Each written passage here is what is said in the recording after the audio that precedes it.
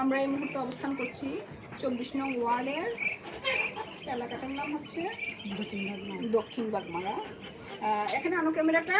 আমরা দেখতে পাচ্ছি আমাদের ফরিদা আক্তার, উনি একটা অর্থায়নে আমাদের স্বপ্নকথা থেকে কত টাকা দিছিলাম আপু? 8,000 টাকার একটা অর্থায়নে আপু এই মুরগিগুলো কিনেছে।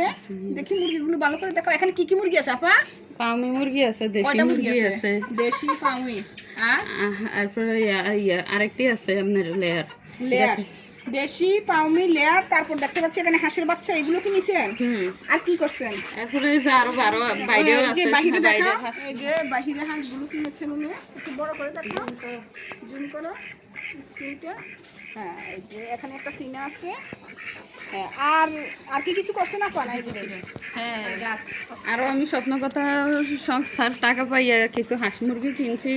তারপর আবার আমার ঘরের পিছন দিয়ে কিছু চারা লাগাইছি, আমের চারা, তারপর গরুর চারা। আপনি হ্যাপি তো? হ্যাঁ, আমি আপনি খুশি। হ্যাপি তো? দোয়া করেন তো? জি, আপনাদের মতো নারীদের জন্য সবাই এরকম উদ্যোক্তা হয়ে উঠতে পারে, এটাই আমাদের ইচ্ছা। ঠিক আছে? জি, আচ্ছা, ঠিক আছে, ধন্যবাদ। ইয়ে করো।